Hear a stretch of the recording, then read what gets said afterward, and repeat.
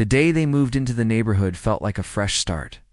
The air was crisp, carrying the faint smell of pine from the nearby woods out, and the streets were quiet, lined with houses that all seemed perfectly maintained. It was the kind of place that made a person feel like they had stepped into a picture-perfect postcard. The grass was neatly trimmed, the sidewalks were clean, and every mailbox seemed to have a little character, reflecting the care of the people who lived there. After months of searching, they had finally found a home that seemed to promise peace, stability, and a sense of belonging. At first, everything seemed ideal. The neighbors smiled politely, waving whenever they passed on the street. Children played outside under the warm sun, their laughter carrying across the yards. The air felt calm, and there was a comforting rhythm to the neighborhood. A sense that people respected one another's space but were close enough to lend a hand if needed. Moving in was exhausting, of course. Boxes were stacked in the living room, furniture had to be rearranged, and there were endless decisions about where each picture, chair, and lamp should go. But even in the middle of the chaos, there was excitement. This house, this street, this neighborhood, they were ready to be home. As the first week passed, small signs of the community's inner workings began to appear.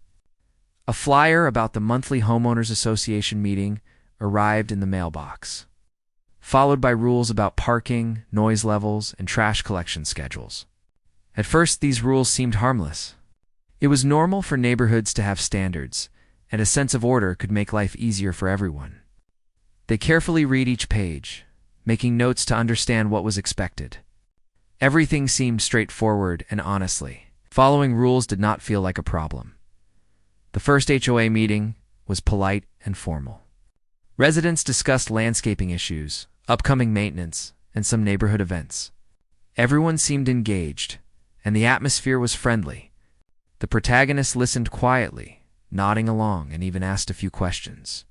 At that moment, it seemed like the HOA was simply an organized group trying to maintain a nice environment. But the first signs of trouble started appearing a few weeks later, in ways that seemed small at first. A letter arrived, insisting that the water heater had to meet specific requirements. Another note said the air conditioning schedule had to be adjusted, supposedly for community energy efficiency. The requests seemed odd, but they complied, thinking it was better to follow rules than to risk conflict. Then came the notice about electricity usage. The HOA wanted detailed reports on monthly electricity consumption, and any deviation could result in a fine. This felt invasive, even controlling. The protagonist tried to brush it off, thinking it must be standard procedure for the neighborhood. However, the pattern quickly became clear. The HOA was not just interested in maintaining the community. They were asserting power over personal choices inside people's own homes. Neighbors started talking quietly in driveways and across fences. Some were frustrated, but most were too polite to confront the board directly. They shared stories about fines for leaving a light on too long, penalties for minor adjustments to their thermostat, and warnings for watering lawns outside approved hours. Each story painted the HOA as a controlling entity, one that preferred strict obedience over reason. It felt suffocating. The protagonist began keeping a notebook, jotting down every letter, every email, every conversation. What seemed like a small inconvenience at first was now starting to feel like harassment. There was no choice in the matter, no discussion about fairness, just a series of orders that had to be followed. At the same time, they observed other residents quietly struggling with the same issues. Some had already paid fines, some were arguing endlessly in the HOA's office, and some had given up altogether. Despite the growing tension, the protagonist still tried to engage calmly. They asked questions, sought clarification, and attended another HOA meeting. At first, the board presented their rules with a smile, speaking in polite tones that masked their authority. But when the questions became too specific, when the rules were challenged, the tone shifted. What had once seemed like a friendly group now revealed an underlying rigidity. The board members insisted that their authority was final, that residents had little say over how the utilities were managed, and that the rules were for everyone's benefit.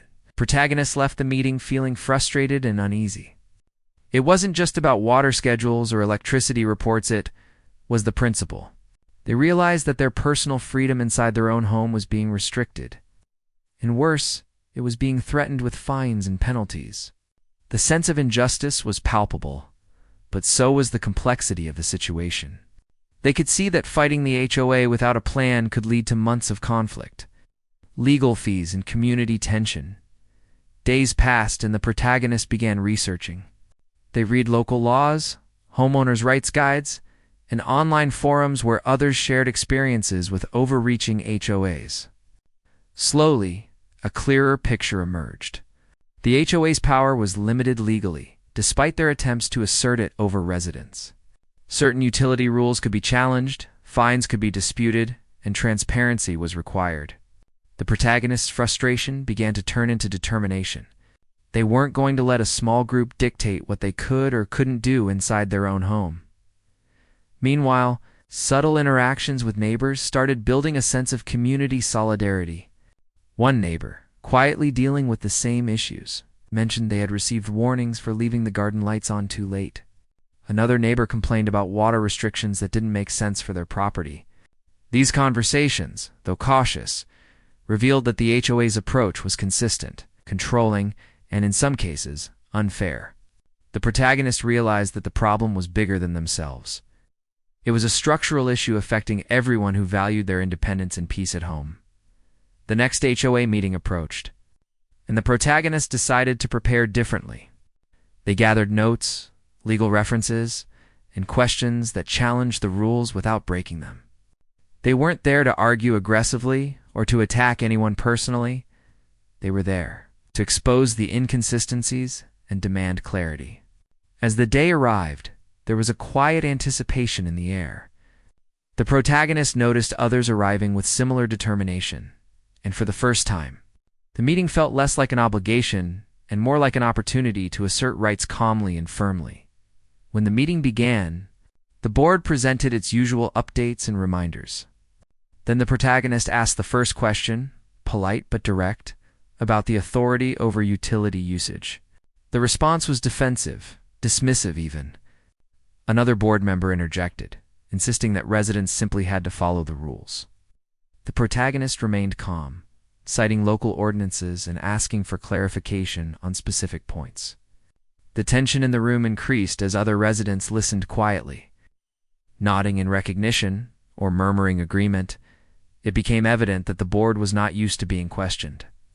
They tried to maintain control with polite threats and vague promises, but the protagonist's preparation made it difficult to dismiss the concerns. Every question highlighted a gap in the board's logic, a point where their authority overreached legal boundaries. What had seemed like a polite group maintaining order was now revealing itself as a rigid system, more concerned with control than fairness. After the meeting, the protagonist walked home with a mix of emotions. There was relief in having spoken up, anxiety about the board's reaction, and determination to understand the system fully. The notebook, once a simple way to track letters and emails, had become a strategic tool. Every fine, warning, and request from the HOA was now a piece of evidence, a point to be used when challenging the authority over personal life and utilities. Life at home continued, but the presence of the HOA lingered like a shadow. Notices continued to arrive, some confusing, some threatening fines. Each one tested patience, but now the protagonist faced them with a sense of control, quiet knowledge that they were not powerless.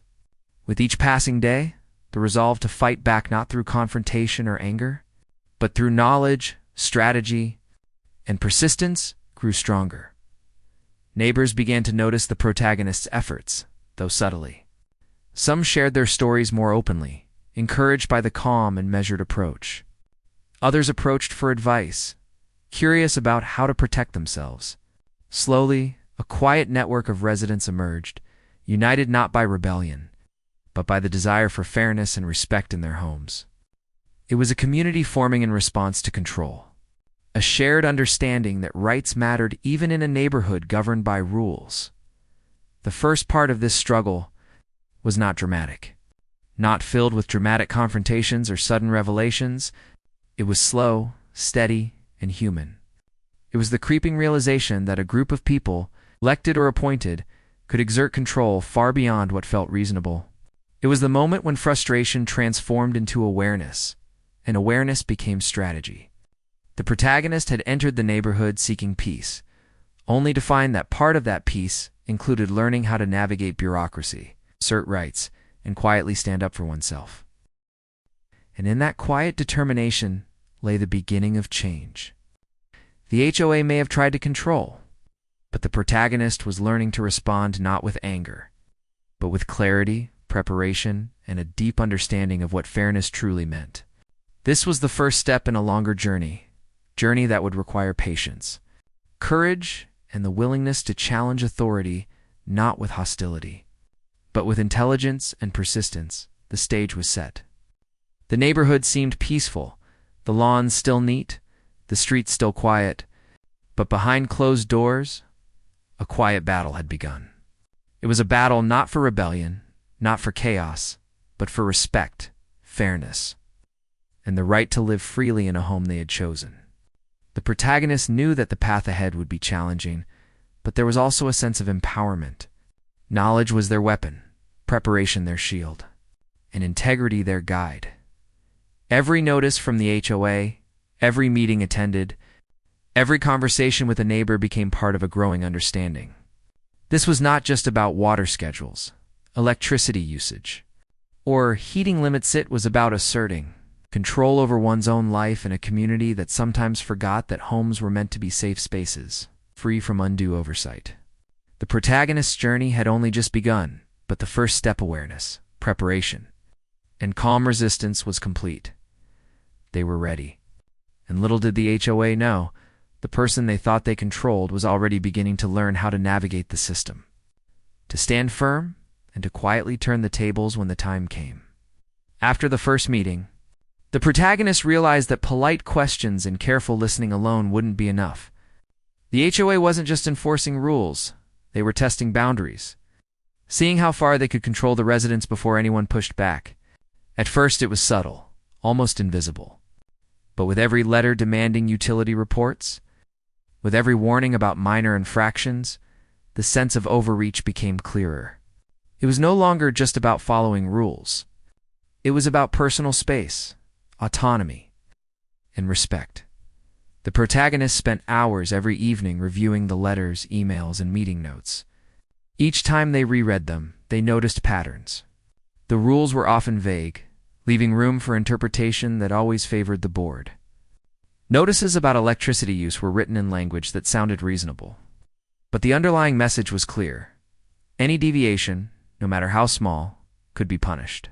Water schedules were enforced strictly, even though there were days when residents had legitimate reasons to water outside the approved hours. Every action, however minor, was being monitored, recorded, and judged. It wasn't just the rules themselves, it was the way they were applied. The board seemed to pick and choose which rules to enforce strictly, and which to overlook, often depending on whether someone had already caused trouble or was too quiet to resist. The protagonist realized this was more than just inconvenience. It was a system designed to intimidate, to create a culture of compliance through fear. The idea that the HOA was maintaining order for the community's benefit began to feel like a cover story. The real goal seemed to be control. One afternoon, the protagonist received a notice that felt especially unjust. Their neighbor had planted a small garden along the side of their property, and while it complied with all the stated guidelines, the HOA had decided it violated some vague landscaping rule. The board demanded the garden be removed immediately, or fines would begin. The protagonist read the notice over and over. It wasn't about the garden. It was about sending a message. No one could act freely without the board's approval. The realization made them furious, not in a way that would lead to shouting or confrontation, but with a calm, determined anger that demanded action. They began reaching out quietly to neighbors. The protagonist had always been somewhat reserved, not the type to lead discussions, but these small interactions revealed a shared frustration. Neighbors spoke cautiously at first, worried about retaliation, fines, or social friction. But when the protagonist asked questions and listened, a sense of solidarity began to form. People started sharing stories about fines for leaving lights on, penalties for heating homes beyond a certain schedule, and warnings for small water usage deviations.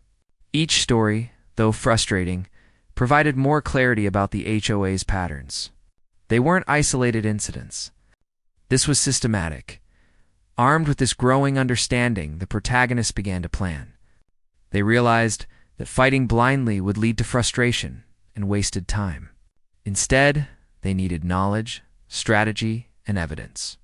Every notice from the HOA became a document, every email a record, every conversation a potential source of proof. Slowly, the protagonists developed a system. They logged every interaction, categorized every complaint, and cross-referenced rules with local laws. This methodical approach turned frustration into power. The sense of helplessness faded, replaced by a clear plan. If they could understand the system better than the board, they could defend themselves and help others do the same. The first real test came when the HOA sent a notice about electricity usage. They claimed that the protagonist had exceeded allowed consumption by a few kilowatts and demanded an explanation. At first it felt personal, even insulting. But instead of panicking, the protagonist reviewed their own records, compared meter readings, and found discrepancies. The board's numbers didn't match the official utility report. With careful documentation, they drafted a reply, citing the correct figures and requesting clarification. It was precise, calm, and factual, leaving little room for argument.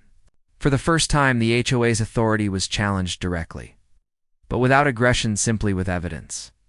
The response from the HOA was predictable. The board was polite on the surface, but defensive underneath. They claimed their calculations were correct and warned that ignoring their notices could result in fines.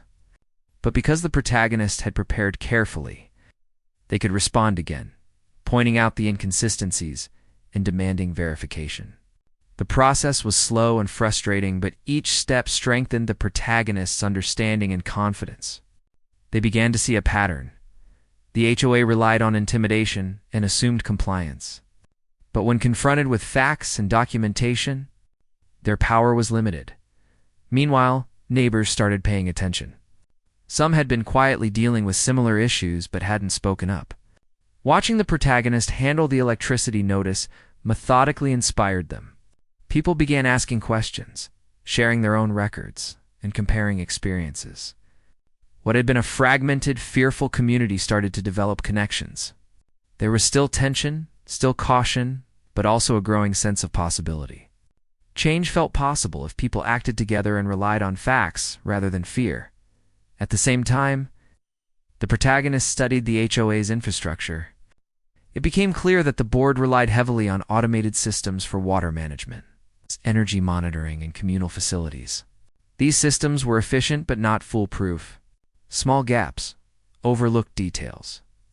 An inconsistent enforcement suggested that the HOA's authority could be challenged without breaking any rules. The protagonist realized that understanding the mechanics behind the control was just as important as understanding the laws. Knowledge was power, and the more they learned, the more leverage they gained. One morning, a particularly aggressive notice arrived. The HOA claimed that the protagonist had violated water restrictions by watering the lawn outside approved hours. The letter demanded an immediate explanation and warned of escalating fines. At first, the tension rose sharply. But instead of reacting emotionally, the protagonist reviewed security camera footage. With their data and official water meter readings, the evidence showed that there was no violation. Calmly, they prepared a detailed response, attaching all relevant proof, sent it to the HOA. It was meticulous, professional, and impossible to ignore. The board had no choice but to acknowledge it. The protagonist felt a quiet satisfaction, not triumph or vengeance, but the sense of fairness being restored. This moment was pivotal. It wasn't dramatic in a cinematic sense, but it marked a turning point. The protagonist realized that the power the HOA wielded was not absolute. It was based on assumption, fear, and the silence of residents.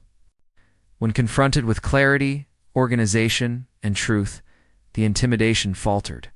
That insight shaped every next step. It wasn't about winning a single battle. It was about understanding the system, identifying weaknesses, and acting strategically. With patience, persistence, and calm resolve, The imbalance of power could be addressed. The protagonist also noticed subtle social dynamics. The board members, once confident and unchallenged, began to show signs of frustration. Meetings were more defensive, letters more cautious, and some instructions became less rigid. Residents whispered about the changes, cautiously optimistic that the board could be held accountable. The protagonist knew it was early days, but the shift was real. Quietly, they became a point of reference, someone neighbors could look to for guidance without fear of retaliation. It was a delicate position, but one that reinforced the importance of calm, measured action over rash confrontation. Evenings became a time of planning and reflection. The protagonist reviewed the day's events, documented any interactions, and anticipated possible scenarios. Each detail mattered. Letters from the HOA, meeting agendas, notices about fines, even casual comments from neighbors. The notebook that had started as a simple tool now became a strategic asset. It contained records of overreach, evidence of inconsistencies, and references to laws and regulations. Each entry was a reminder that knowledge could transform frustration into action and fear into empowerment. Over time, small victories accumulated. Notices that might have intimidated others were met with prepared responses. Questions that could have been ignored or dismissed were met with evidence-based challenges. Neighbors started noticing the results and quietly asking for advice. Some began documenting their own experiences, slowly building a shared understanding of their rights and the limitations of the HOA's power. What had once felt like isolation and control was evolving into a subtle, quiet form of resistance, calm, persistent, and fact-based. The protagonist also realized that patience was essential. The HOA could not be rushed or intimidated into fairness. Change required time, careful observation, and the willingness to follow through consistently. Each interaction, each response, each documented piece of evidence added to a growing foundation of accountability. It was not about rebellion or confrontation for its own sake. It was about ensuring fairness, protecting personal space, and showing that authority must be exercised responsibly. There were moments of doubt, of course. Some days, the weight of constant notices, fines, and rules felt overwhelming. Some neighbors expressed frustration, even fear, at the prospect of challenging the HOA, but the protagonist reminded themselves that every step taken with clarity and preparation mattered. Small victories accumulated into momentum.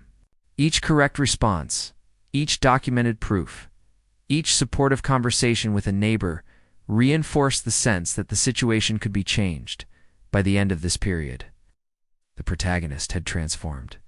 What had begun as frustration and confusion evolved into determination and confidence. They were no longer a passive resident accepting control. They had become a thoughtful strategist, quietly observing, documenting, and planning. The HOA still sent notices, still attempted to assert authority, but the protagonist had learned how to respond effectively. They had discovered that calm, persistence, knowledge of the system, and clear documentation could shift the balance of power even against an organization that seemed intimidating. The neighborhood, too, began to change.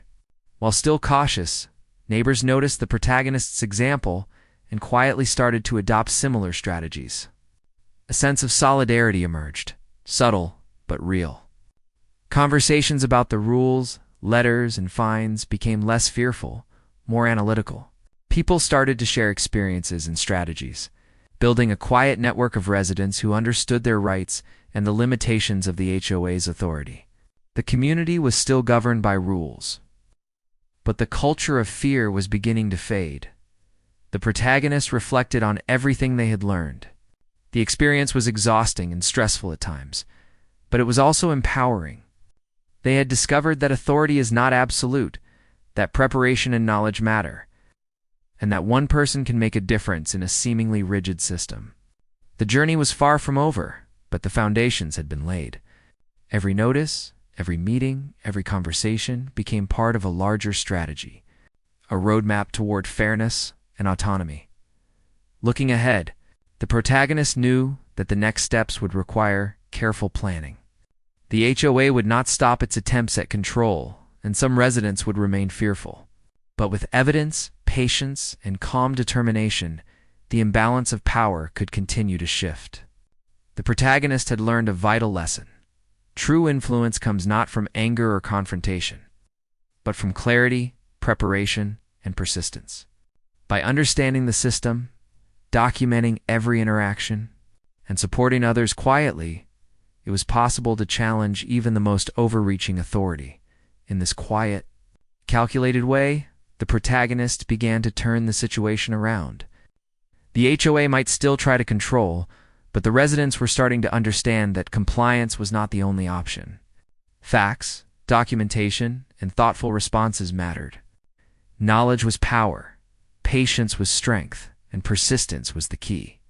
What had begun as frustration had evolved into strategy. The first real battles had been fought, small victories had been won, and a sense of possibility now hung in the air. The quiet resistance was growing, and the protagonist was at its center, ready for the next chapter of the struggle. After several weeks of careful observation and quiet preparation, the protagonist realized that dealing with the HOA required more than just responding to notices. The board was organized, persistent, and used intimidation as a tool. To make lasting change, it wasn't enough to react. They needed a plan that combined strategy, knowledge, and precision.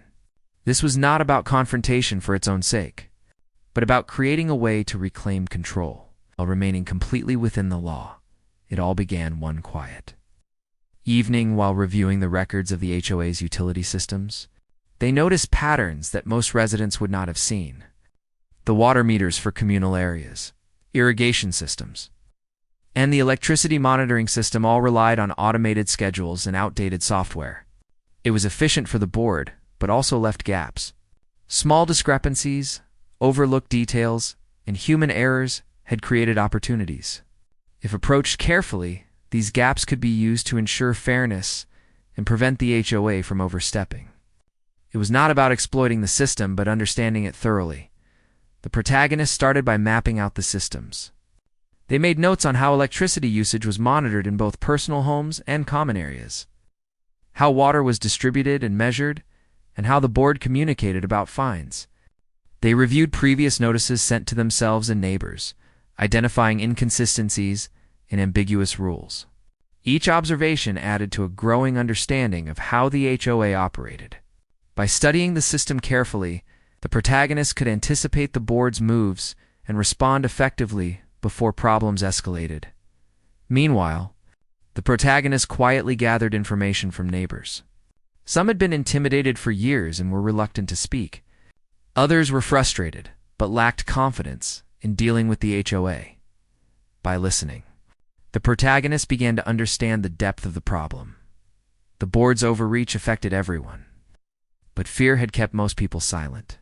The protagonist became a trusted confidant, someone neighbors could discuss issues with without fear of retaliation. Conversations were careful and discreet, focused on facts rather than opinions. But slowly, a network of concerned residents began to emerge. One of the first strategic steps involved electricity usage. The board had issued notices claiming minor overages that were technically inaccurate. The protagonist obtained official records from the utility company and compared them with the HOA's reports. The discrepancies were clear. They prepared a detailed response, attaching meter readings, timestamps, and relevant rules. When the HOA received this, they attempted to argue, but had no solid ground. It was the first small victory that proved preparation and documentation could neutralize the board's threats without aggression or confrontation. The next area of focus was water usage. The HOA had strict schedules for lawns and gardens, threatening fines for even small deviations. The protagonist analyzed the automated irrigation system, checking times, amounts, and patterns. They realized that the HOA's system itself had errors. Some areas were overwatered, others undermonitored. This wasn't about taking advantage, but about ensuring fairness. By documenting the errors and understanding the system, the protagonist could respond to notices confidently. Showing that the rules were not applied consistently and could not be enforced selectively, technology became an ally. The protagonists began using simple software to track energy and water usage, recording patterns in real time. They created charts, notes, and logs that made it easy to prove compliance or highlight inconsistencies. Each document became part of a larger strategy. If the HOA tried to enforce unfair rules, the evidence was already prepared. The key was thoroughness. Every reading, every observation, every interaction was recorded in a way that left no room for misinterpretation. By turning data into proof, the protagonist gained leverage in a system that relied heavily on assumed compliance. Legal research also played a role. The protagonists spent evenings reviewing homeowners' rights, local ordinances, and previous cases involving HOA disputes. They discovered that many of the fines and restrictions were not legally enforceable without clear documentation and proper procedures. Each discovery was noted carefully, creating a reference guide for future interactions. They weren't looking for loopholes to exploit. They were looking for ways to protect themselves and ensure that rules were applied fairly and transparently. As the strategy developed, the protagonists also prepared for meetings. Instead of being reactive, they now arrived ready, armed with questions, evidence, and a clear understanding of the law. This approach changed the dynamics. The board, accustomed to passive residents, was now confronted with calm, factual challenges. Each meeting became an opportunity not to argue emotionally, but to highlight inconsistencies and ensure transparency. Slowly, the tone of the board's communications began to shift. Politeness masked frustration. Some previously rigid rules were reconsidered when met with clear evidence. The community began to notice the change. Neighbors who had been silent out of fear started to speak up, sharing their own documentation and observations. While still cautious, people were inspired by the protagonist's methodical approach. A quiet solidarity emerged. Conversations at fences, driveways, social events were no longer just complaints. They became discussions about strategy, evidence, and rights. Residents began to understand that the HOA could not act unchecked if the community remained informed and prepared. One significant breakthrough came when the protagonist discovered that the HOA's automated systems for water and electricity could be legally audited. Requests for verification, when made systematically and with proper documentation, forced the board to review and correct errors. This discovery became a cornerstone of the plan. Instead of reacting to each notice individually, the protagonist began submitting structured requests that highlighted inconsistencies across multiple areas. The board could no longer rely on intimidation or assumption. They had to provide evidence for every claim at the same time. The protagonists encouraged neighbors to keep their own records. It was not about creating conflict, but about empowering residents with knowledge.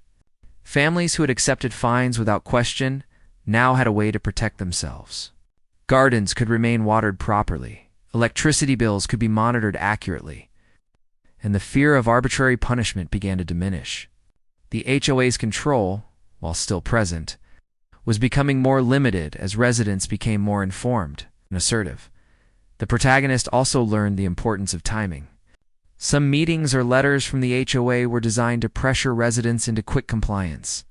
By taking time to review, document, and respond carefully, the protagonist avoided mistakes and ensured that every action was grounded in evidence. This patience frustrated the board, which had relied on residents' hurried responses and fear of fines to maintain control. The realization that calm, consistent strategy could disrupt their authority marked a turning point in the struggle. Small victories continued to accumulate. A minor fine was reversed when evidence proved it was issued in error. A previously rigid water schedule was adjusted after multiple documented inconsistencies were presented. Each win was not about triumph over the board, but about restoring fairness and accountability.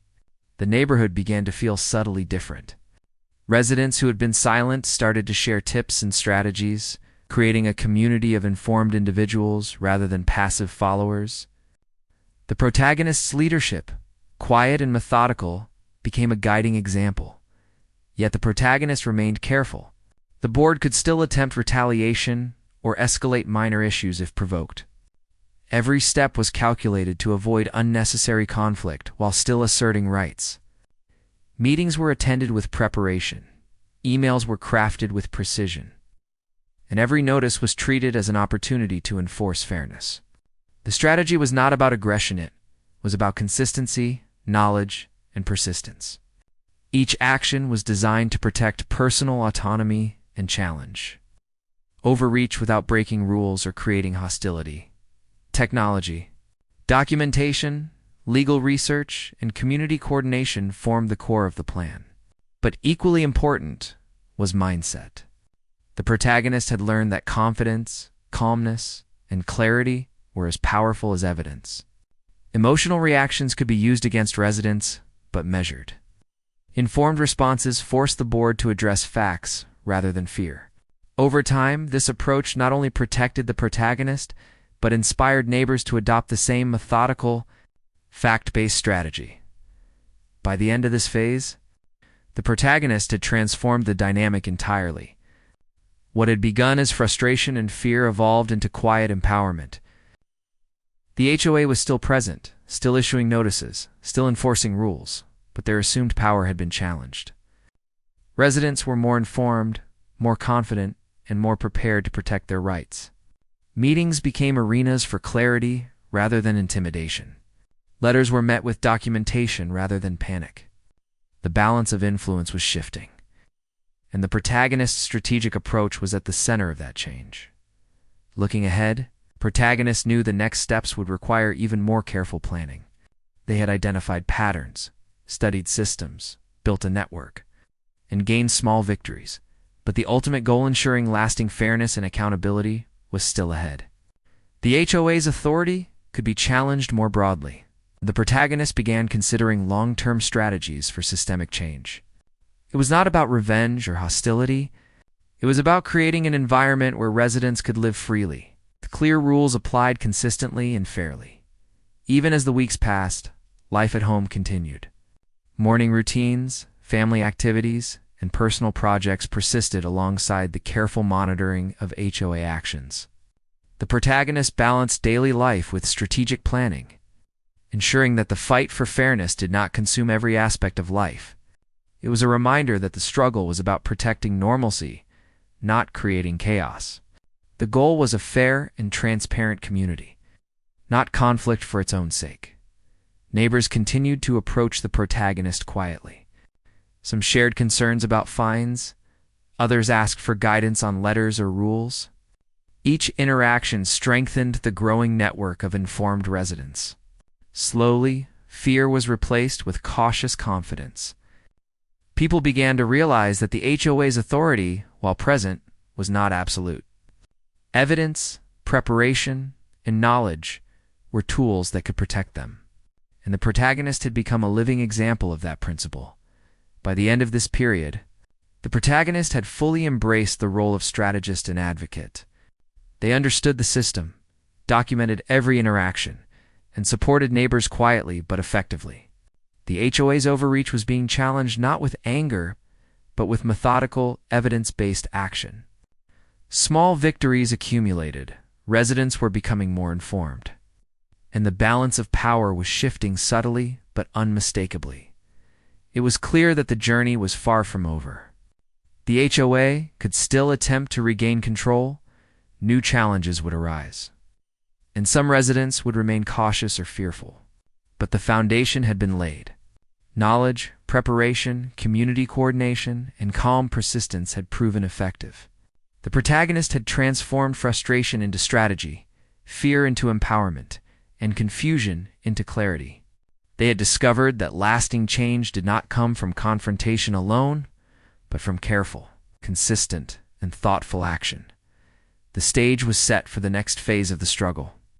The HOA might still try to control, but the residents, guided by preparation, knowledge, and quiet solidarity, were ready to respond. The protagonist had learned that true power lay not in authority or intimidation, but in understanding, preparation, and the ability to act strategically. The next steps would build on these foundations, moving from small victories to larger. Systemic change, ensuring fairness, transparency, and respect for all. The day of the big HOA meeting arrived with a quiet tension in the neighborhood. It was the kind of morning where everything felt ordinary. The sun rose gently over the rows of houses. Mail carriers made their rounds, and children rode their bikes along the sidewalks. But beneath the surface, anticipation hummed through the air.